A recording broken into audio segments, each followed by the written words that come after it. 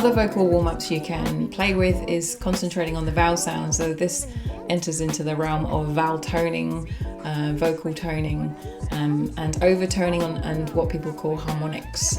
And so I'll just start with a few fundamentals, then we'll move into sliding on the vowels, and then you'll get to hear and see how you can practice using these simple techniques to create overtones.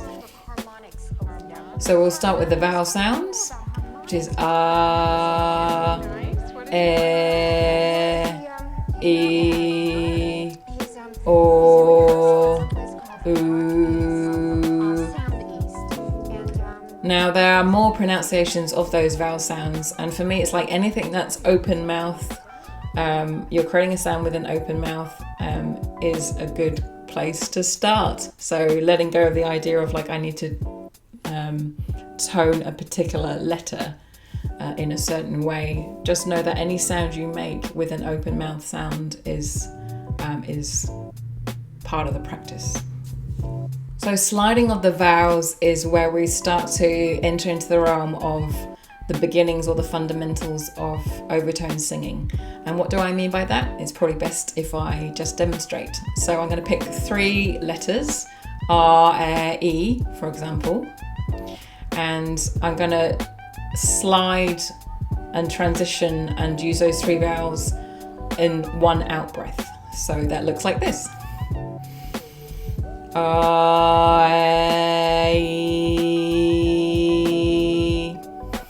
Easy. So when we want to move into things like overtoning and harmonic singing, there's an exaggeration. One method of kind of in bringing out those overtones is really exaggerating the transition from each vowel sound. So R, E, I want to R, E. And what I'm doing also in this particular case is really taking my voice to the back of my neck. And there are different types. You will do that in another exercise of the voice placement. But I'll give a demonstration. So R, E at the back of my mouth and exaggerating the transition. R, E, R, E, R, E. They almost become less of the pronunciation and more a generic guideline of the toning. I'll do that again.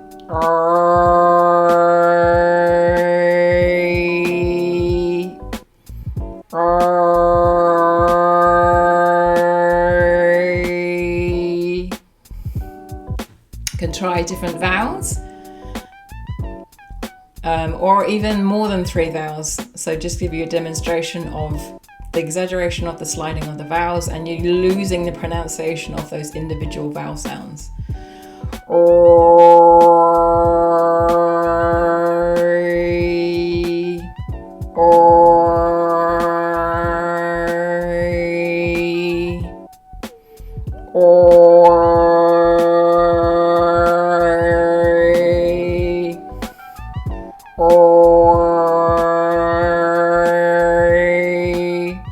So what's happening here is I'm mainly moving my mouth for the vowel sounds and holding that sound at the back of my neck.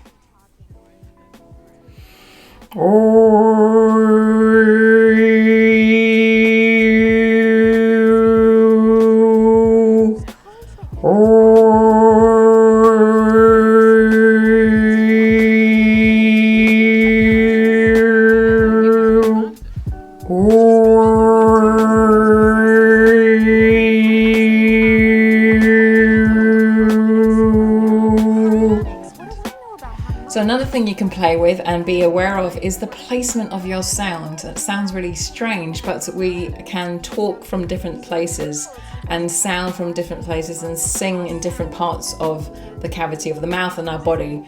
And just by you playing, again, it's about playing and just kind of being aware of where your sound's coming from.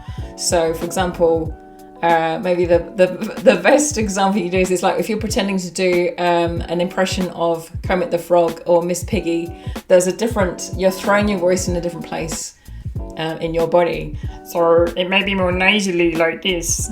So you can make the sounds more nasally and do your vowel sounds from here.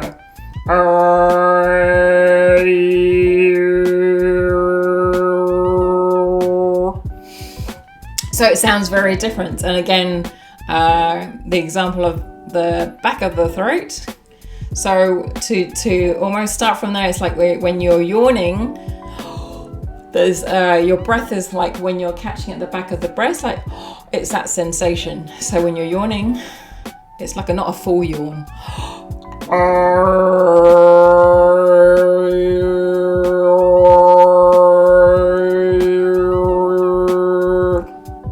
So that's different from the nasal sound. So another different placement can be at the front of the mouth, or and that sounds more kind of mousy and quiet when you throw your voice at the front of the mouth.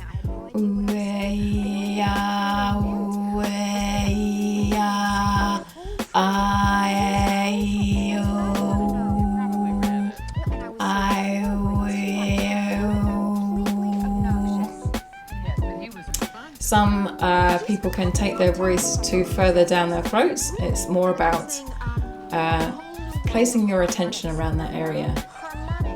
So it can feel like deeper. It's almost like the opera singer thing. So you're taking that deep breath in, that yawn, more like a deep breath.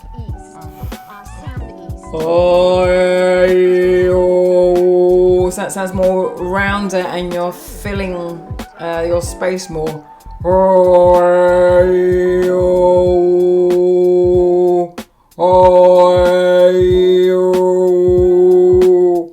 So again, it's all about playing with different pitches, different placements, just noticing the different areas.